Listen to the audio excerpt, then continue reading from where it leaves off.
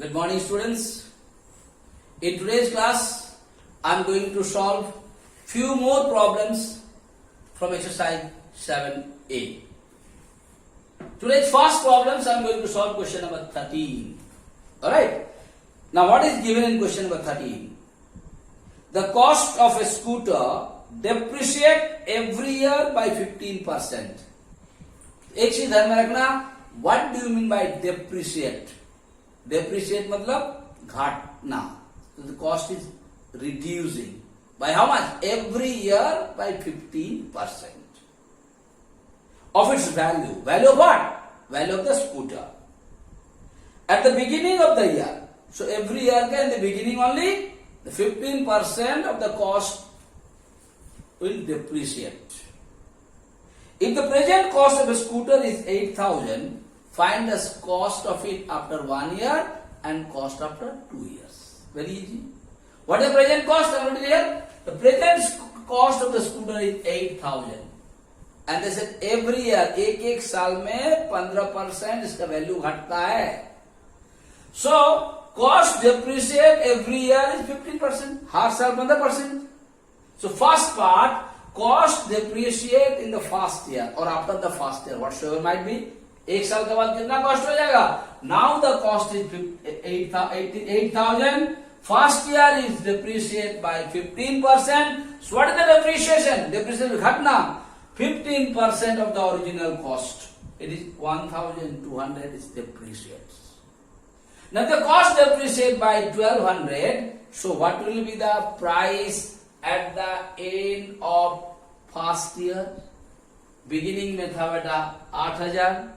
अभी 1,200 रुपया घट गया. So now the price of the scooter is 6,800 at the end of first year. Now again, whenever you are going to come to the second year, from this cost, because every year is depreciating, is reducing by 15%. Again by how much? 15%. So again same thing, cost depreciate in the second year. First year में 1,500 रुपया घट गया, 15% घटा तो 1,200 रुपया. तब उसका cost हुआ 6,800. Again on 6,800, again the cost is depreciated by 15%. So 15% of 6,800, if you calculate it, the cost depreciate by 1,020 rupees. So what is the cost after second year? This 6,800 minus 1,020, so 5,780 is the cost in at the end of second year. Okay. Now I am going to explain you how to solve question number 15. I just explain you. Question number 14 and 15. These two I will explain you do on your own. Please understand it, how to solve it. I will read it and I will make you understand. Okay, but please listen to this. I am not going to solve it because I told you so many problems how to solve it. Now I will explain you and you have to do it. Please understand it very carefully. Okay, what the question said, please listen to me very carefully. Question 15. In an examination, the pass mark is 40%. If a candidate gets 65 marks and fail by 3 marks, find the maximum marks. So क्या क्या दिया हुआ question में ध्यान में रखना. I'm not going to do the calculation. In an examination, the pass mark is 40%. First things बेटा, I'm writing a short form to make you understand. What is the pass mark? Pass mark is equal to 40%. I'll explain you to solve in homework copy.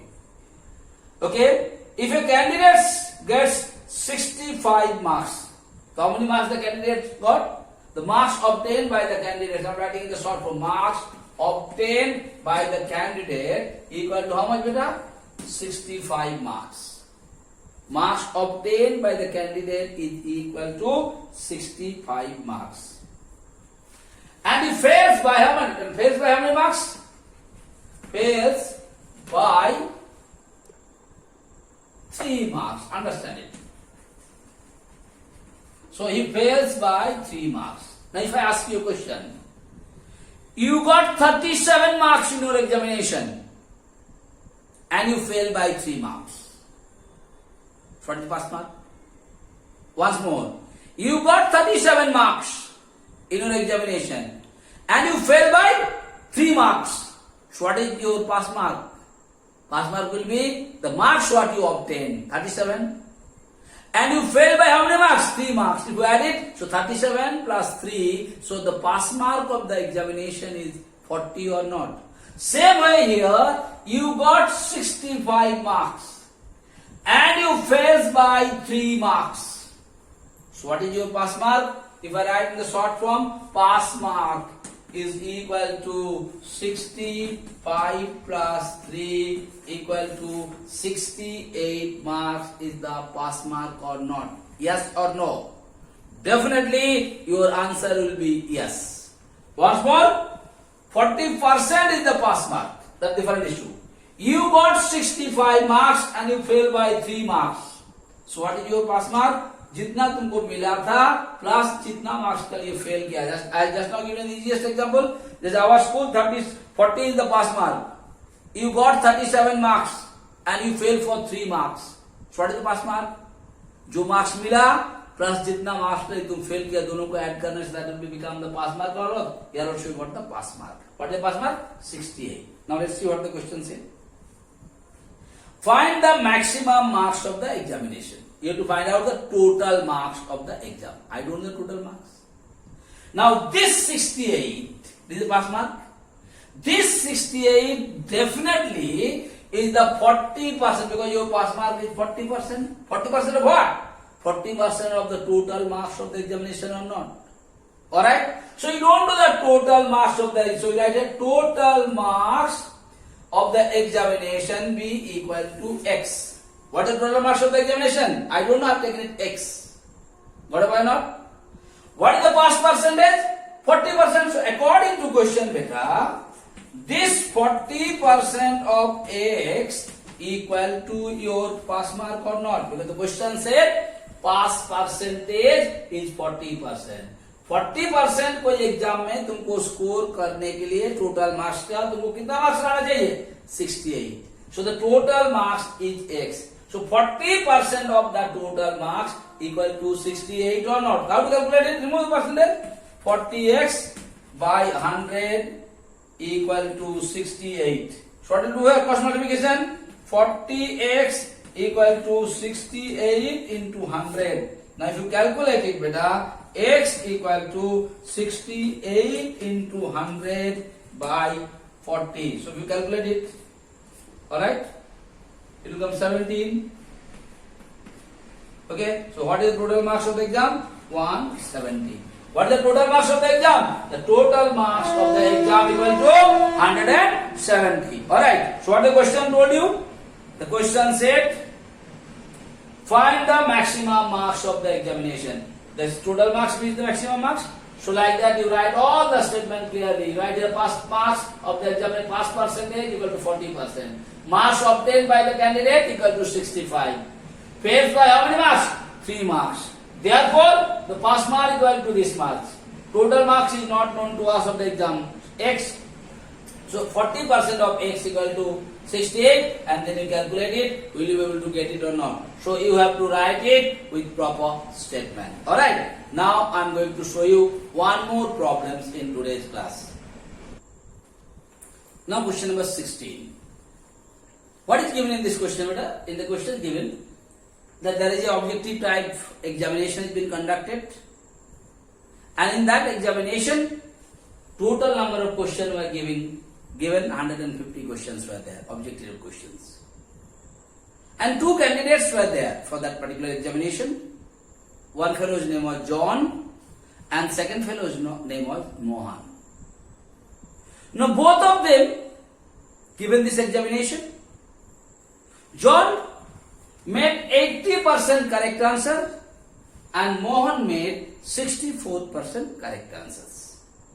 So first you have to calculate out of 150 questions, if John made 84% correct answers, that means how many answers of John's is correct. That means or how many answers John has given correctly. So total number of questions were there 150. John given 80% correct answers. So you have to find out, that means you have to remove the percentage sign and you have to find the total number of correct answer given by John. Now 80% of 150. Remove the percentage sign. I told you to divide by 100. So 80 by 100 into 150 equal to 120. That means John has given 120 answers correct out of 150. Now Mohan, what did it? He has given 64% correct answers. So let's find out number of correct answers given by Mohan. How many correct answers? 64% of the total number of questions. So after doing the calculation, you got 96 answers correctly given by Mohan. So you got the total correct answer given by John. You got the total correct answer given by Mohan. The first part of the question is over. Now the second part of the question is asking you, if Mohan given 96 correct answer and John given 102 correct answer, the question said, find the percentage of Mohan's answer, correct answer to John's correct answer. Mohan's correct answer to John's correct answer. You have to find the percent. That means you have to compare the Mohan's correct answer with John's correct answer and you have to find it in percentage. So first you took which number? Correct answer you are comparing? You are comparing the Mohan's correct answer with John's correct answer. So Mohan's correct answer will come up. John's correct answer will come down. Now the fraction become 96 by 120. Okay. Now you have to bring the percentage sign. I told you to bring the percentage sign. If you know the fraction, what do you multiply by 100. So Mohan's correct answer by John's correct answers, and you have to convert it into percentage. So multiply it by 100. So it is coming 80%. Okay. So that's enough for today's class. Thank you. Thank you so much for today.